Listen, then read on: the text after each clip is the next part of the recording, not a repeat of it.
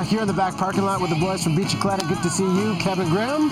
Morning. Morning. Getting us set for cycling on the roads. A lot of talk about bike lanes, bike sharing, but here's the question. You want to ride the seawall? You want to ride in a road race? What are the questions we need to ask when you're choosing your bike?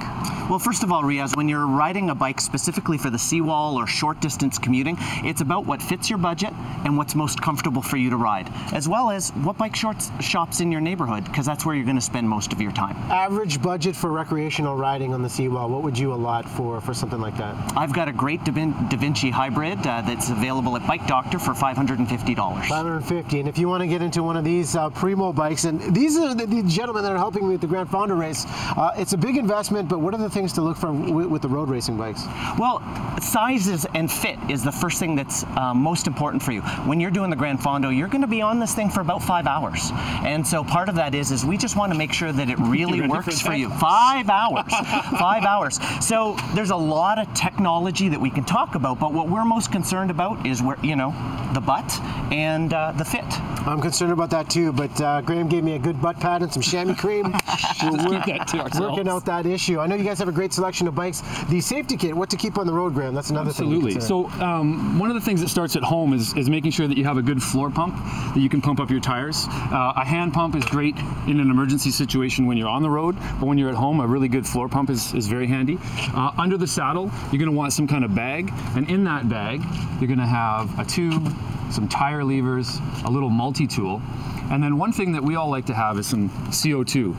The idea with the CO2 is that it'll inflate your tire extremely quickly and get you back on the road so you're not holding up the riders you're with. Let's see how that's done, because I've had a flat. We're going to get you to demo this. Use the hand pump. So we're going to put this on. Okay. Hopefully this doesn't go sideways. That's the tube underneath the tire for the Pro bike. So then all you got to do is push that right there. Just push it. Yeah. So hold that. Yep. And then, oh, the magic of TV. It's and we're always on live TV. It's a good thing we have the hand pump as well, though. It's the backup, just in case. Oh, and there you go.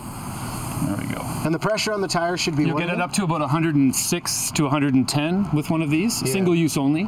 The little neoprene on there is to protect your hands, because you can see this is getting pretty cold. You don't want to burn your hand. And in the wintertime, and you can see that it's relatively safe. When it works like a charm. Quiet and fast. That is a very big tire. It's like a hula hoop. Serious riding. That's about 5 minutes of pumping if you had to do that with a hand. Exactly. It's a very good point. 15 seconds. Save the energy. And speaking of energy, fuel and nutrition when you're on the road, especially for 5 hours, like you mentioned, what should we have? So a really easy rule of thumb is 1 bottle, 1 bar, and 1 gel per hour of activity.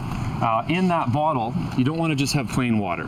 So you ideally like to have either plain electrolyte, which will just replenish all the vital minerals and sodium, or a combination electrolyte and carbohydrate drink, which will also give you some energy as well.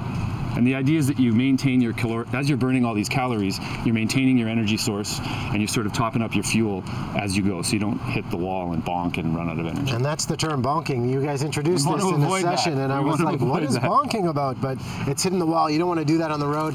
You guys are a big part of GranFondo Whistler, happening early September. We have a great giveaway. We're going to do 2 free entry passes. Is that right? That's right. Absolutely. All right, so email us right now, contest@btvancouver.ca, subject line Bicicletta in there. These guys are the ones to go to if you want to get fitted and do it all right. They did it for me.